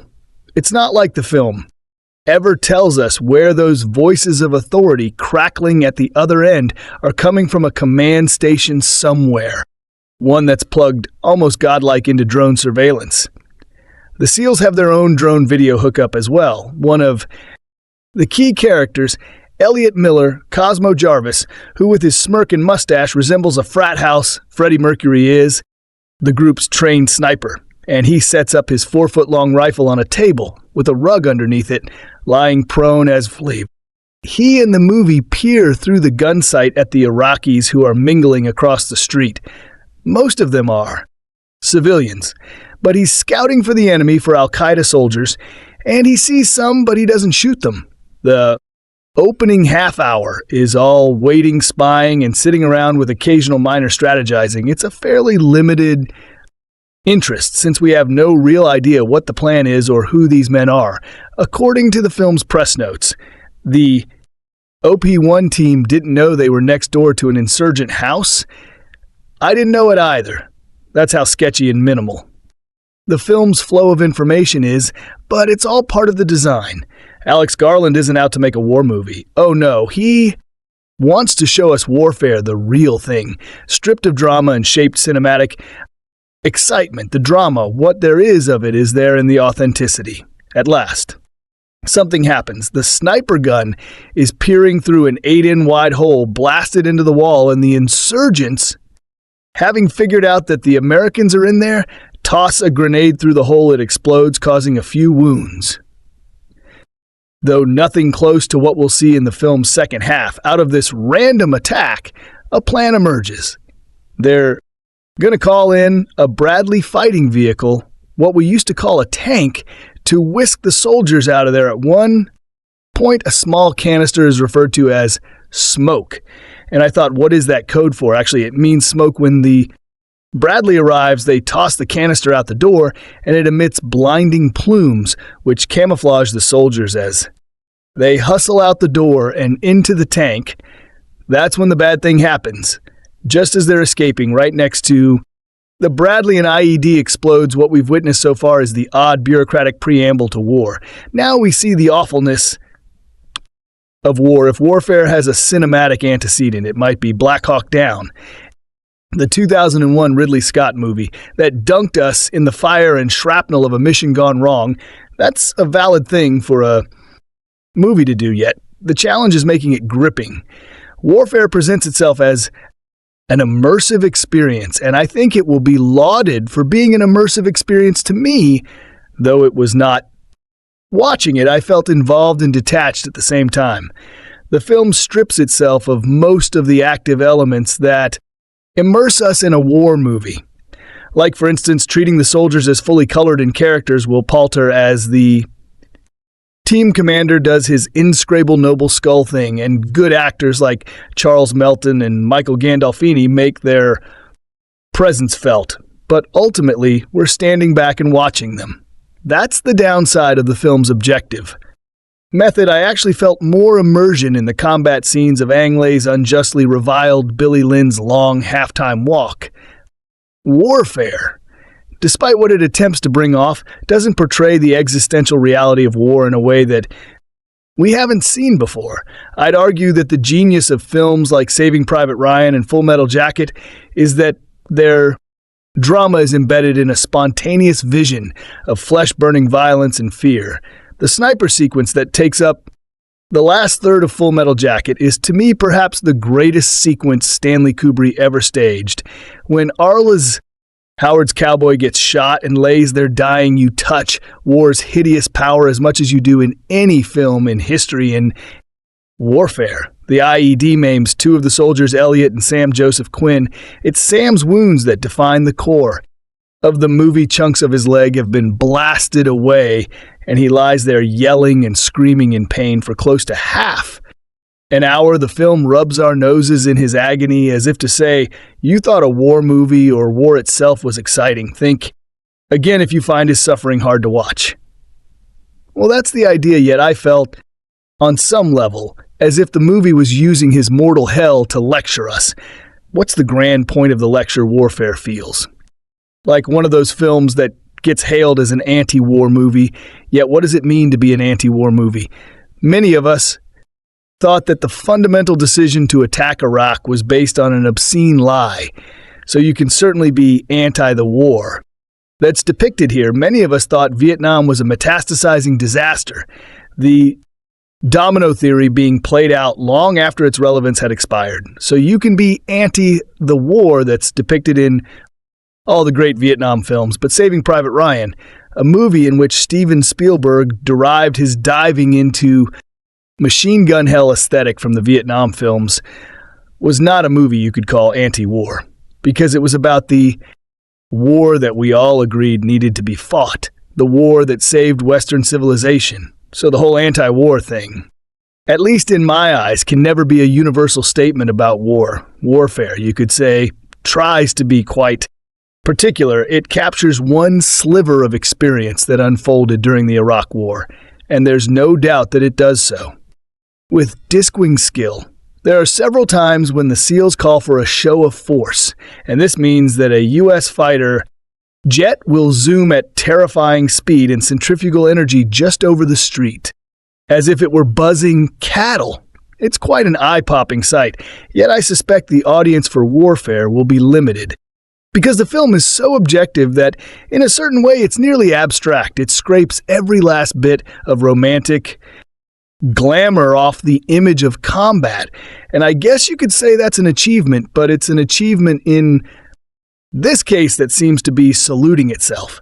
The director Alex Garland's 2024 film Civil War was gritty, realistic, and often horrifying to watch, but it was fundamentally a flight of fantasy. One could debate just how fanciful its near-future depiction of America going to war with itself over a president who refused to leave office was, but for all that movie's intense effort to depict combat realistically, Garland was only imagining the reasons for it. The premise of his follow-up Warfare feels like a challenge the filmmaker issued to himself. What if you stripped away all the hooky plotting typical of military dramas and just put an unembellished skirmish from a real war on screen? Would it still work? As cinema, the answer is yes, but Warfare is without a doubt a tougher pill to swallow than its predecessor, Garland wrote and directed the movie in collaboration with Ray Mendoza. A former U.S. Navy SEAL, Mendoza served as the military advisor on Civil War and helped Garland design some of its most ambitious action sequences. Where Civil War envisioned a dark future, Warfare conjures a specific harrowing day from Mendoza's past. It recreates a military operation from the 2006 Battle of Romani during the Iraq War. When things went punishingly airy for Mendoza's unit, that Warfare is in dramatically rendering a true story visceral is hardly a surprise. What's fascinating is how so much of the film commits to the waiting that exists during battle. The taxing, dull tension of knowing that something might happen any minute, singling out Warfare's level of patience, is not to suggest that the film is boring. It's far too stressful for that. Instead, it's to acknowledge the film's complete rejection of the typical storytelling rules for how to portray action, that it should have peaks and valleys throughout a three-act structure. Warfare is anticipation, then chaos, then a cool down for relief while watching. I kept considering Ridley Scott's Black Hawk Down a grander scale reconstruction of real-life urban warfare focused on the 1993 Battle of Mogadishu in Somalia, which I consider a high watermark for technical proficiency, but that movie still has much more of a Hollywood sheen to it than Garland, and Mendoza's Black Hawk Down slowly introduces its ensemble at base camp, laying out personality types and mission specifics, and showing us every level of command from besieged grunts to steely colonels staring at monitors. Warfare has none of that exposition. It's resolutely embedded with Mendoza's specific unit, whose mission is only somewhat clear to the audience. The soldiers are surveilling a residence in Romani, hoping to clear ground for more troop movement the next day. Eventually, they realize that the place next door is an insurgent base, and the group has to dig in as it's besieged on all sides in Enemy territory Mendoza, played by Defro Woon-A-Tai, is not positioned as more or less important than the rest of the unit, and there are no specific bits of daring do for any of the men to help distinguish themselves. The camera work is detached and unshowy, providing long, sometimes demanding takes, and denying the viewer the respite that comes with cinematic flair like Black Hawk Down. Warfare features a cast of talented, good-looking young stars on the rise, including Poulter Charles Melton Noah, Centino Kit, Connor Joseph Quinn, and Cosmo Jarvis. Their presences in the unit are the main helpful concessions Garland and Mendoza offer the viewer, providing familiar, distinct faces to latch onto. While trying to comprehend the opaque events, still everyone's caked in dirt and mud and clad in camo fadings and wraparound glasses. Glitz is in short supply. There's a thrill in trying to piece together each person's role amid the things that are going wrong with the group's mission. We watch the men respond differently to the unexpected attacks. They face and process the tension growing within their outpost, but giving yourself over to the anxiety is just as easy. Most of these servicemen had to learn to embrace the frustration and confusion that can come with wartime. Conflict, such as not knowing where or even who your opponent might be, and warfare encourages the viewer to do that. Same neglecting to lay out the specific stakes diverges from Garland's Civil War, an ostensibly apolitical movie about a fictional political event that depicted the tumult through the eyes of war. Photographers' Civil War's characters had essentially sworn a professional oath of impartiality, a dispassionate perspective that Garland extended to the film itself, but his preference for letting the audience make up its own mind was frustrating for the many viewers who wanted Civil War to take more of a stance. Warfare is even more bluntly neutral. Mendoza and Garland don't so much as hint at why these soldiers have signed up for combat or at their level of personal investment in the purpose of their mission. They spend no time on sermonizing about the Iraq War's morality or ratifying any audience member's belief on the topic, as similar historical war films often do instead. Warfare is a memory, play, an intimate portrait of one of Mendoza's personal recollections, but the bitter reality of what unfolds over 90 or so minutes during this challenging day. All of that waiting around between the gunfire is enough to get the viewer thinking about the incremental, tedious surrealism of warfare depicts a circumstance that many audiences would likely never want to experience. It's all the more crucial, then, to stare down the frightening ambiguity without narrative assuagement. Extra information, the word visceral, will almost certainly be used in nearly every review of Warfare. Director Alex Garland's follow-up to last year's similarly assaultive political thriller Civil War, taken both in the metaphorical sense of emotionally gutting and the literal one of, well, having to do with guts. Visceral is a tough adjective to avoid in describing this forensic reconstruction of a real-life battle that took place in 2006 in the Iraq city. Of Romani Ray Mendoza, a former Navy SEAL and Iraq War veteran who served as a consultant on Civil War, was a part of the operation in question and shares both writing and directing credit here. With Garland, the craft on display in this almost real-time reenactment of an improvised explosive device attack and death.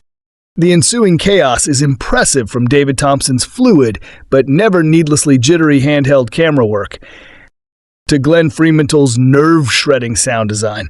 But the filmmaker's unblinking focus, the camera rarely leaves the small house the soldiers have commandeered as a surveillance site. The soundtrack includes no music, and the roar of the explosions, shouted orders, and howls of pain is deafening winds, up being both the source of the movie's depth, sickening minute-to-minute suspense, and eventually its failure to add up to more than a 95-minute full-body immersion and intensely unpleasant sensation. Garland and Mendoza scarcely bother to introduce the soldiers in the SEAL team as separate individuals. This is not a character study, but a process film about how the team functions together as a unit.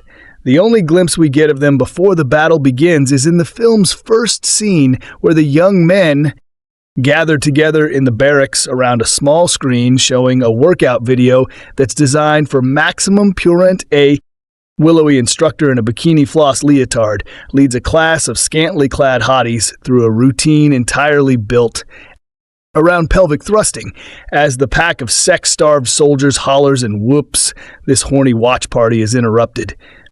When the unit is summoned to occupy a house in a residential neighborhood that has been identified as a strategic location from which to surveil the area. 2 Iraqi scouts working with the troops, Haider Ali and Nathan Ali, wake up the terrified family living in the house and explain that they will be held in an upstairs room only until the soldiers are done staking out their reconnaissance positions at the windows overlooking the street.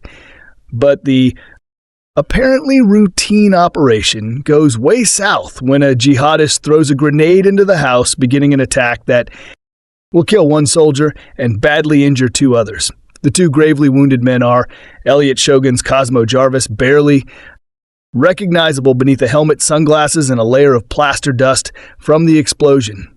And Sam Joseph Quinn, we learn little to nothing about who they were as people prior to this disastrous day, since their dialogue consists mostly of agonized screams as they lie on the floor, bleeding profusely from open wounds, shown in nauseating close-up. But we do learn a lot about what they mean to their fellow soldiers from the given the circumstances.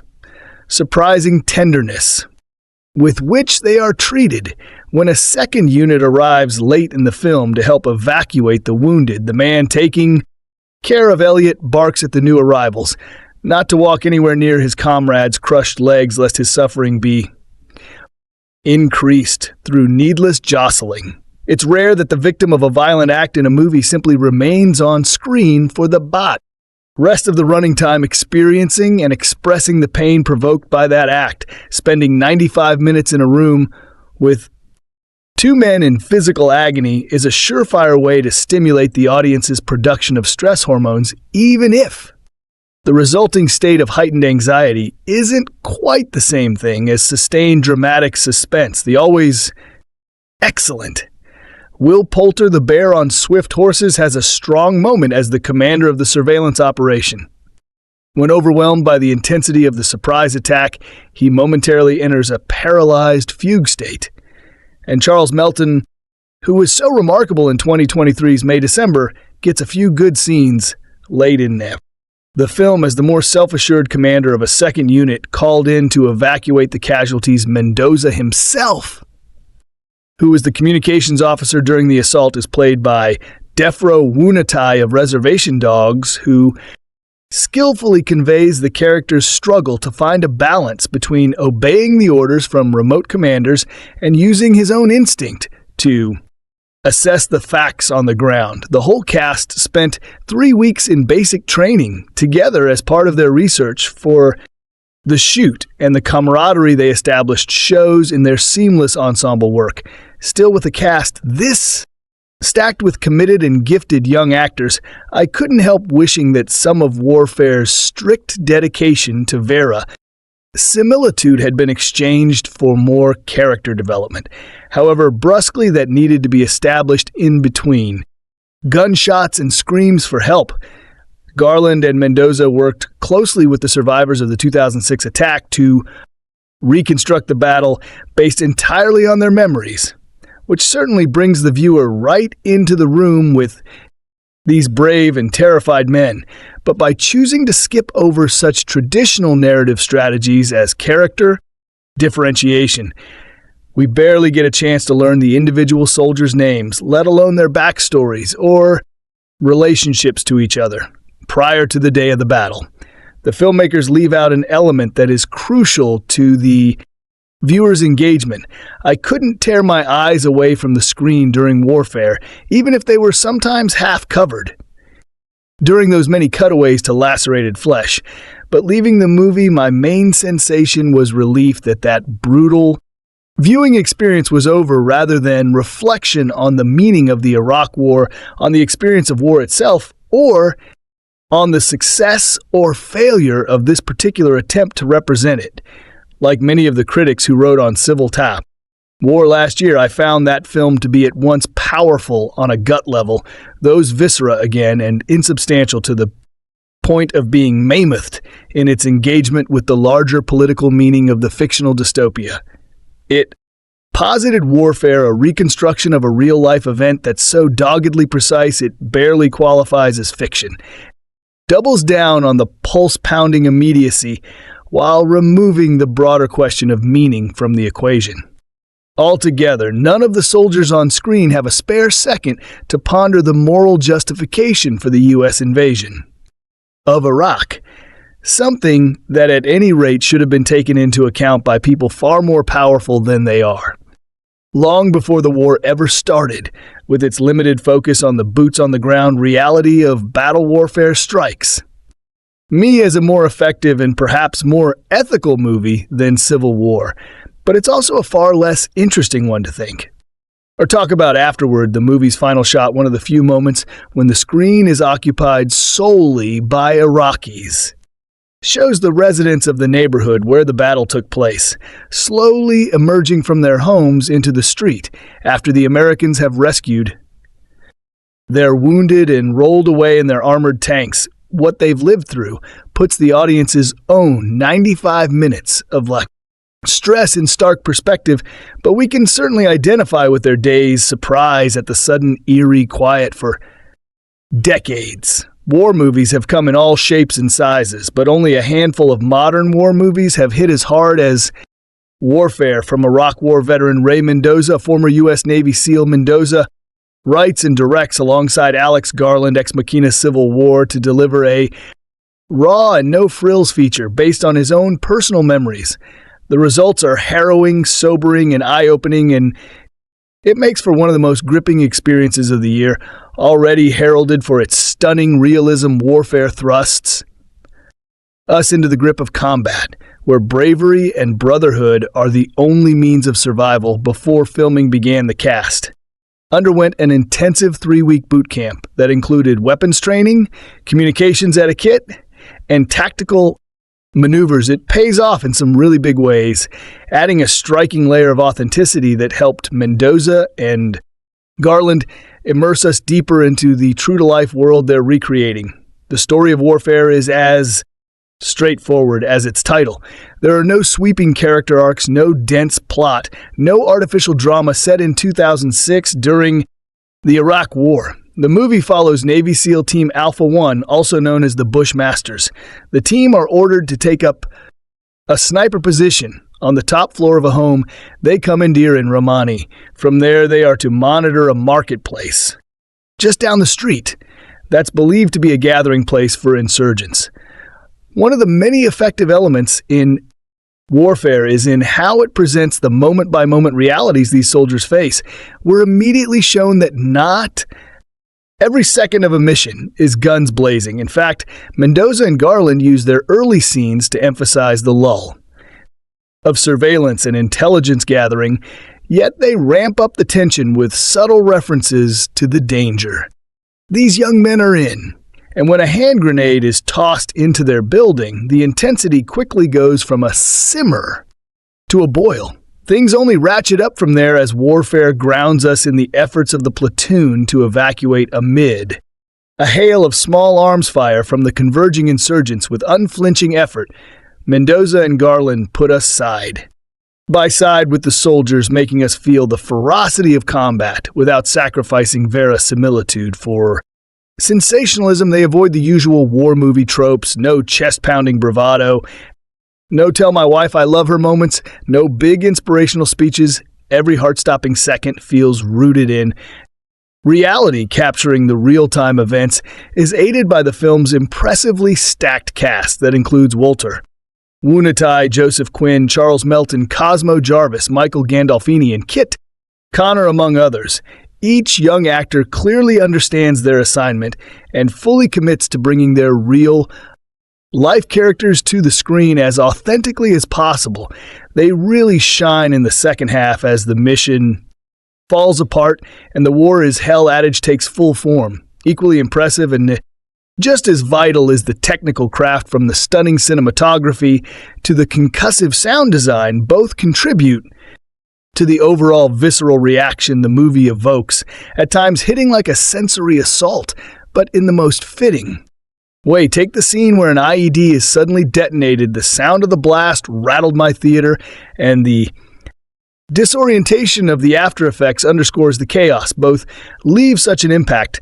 Those who tend to view war movies through the prism of politics may be discouraged to find that Warfare isn't interested in sermonizing or editorialization. That's not to say there isn't plenty that we can conclude from the moral murkiness that unfolds on screen, but the movie's focus remains on the uniform, and for 93 minutes, we follow them through the trenches of warfare, where we're inspired by acts of heroism. Yet grieved at the human cost. It's the latter that makes Warfare such a gut punch. This film, directed by Ray Mendoza, Alex Garland, written by Ray Mendoza, Alex Garland, produced by Andrew McDonald, Alan Reich, Matthew Penry, Davey, Peter Rice, starring Pharaoh, Woon-A-Tai, Walter Cosmo Jarvis, Kit Connor, Finn Bennett, Joseph Quinn, Charles Melt, cinematography, David J. Thompson, indicted by its production company, DNA Films, distributed by A24, release dates March 16th, 2025, in Music Box Theater, April 11th, 2025, in United States, April 18th, 2025, in United Kingdom, running time 95 minutes, countries, United Kingdom, United States language, English, budget $20 million, box office $8.3 million. So, friends, this is the detailed review of the film Warfare, and some interesting facts about this film. Hope you like this video. Do give our video a like and subscribe West Films to our channel to watch videos. Thanks for watching.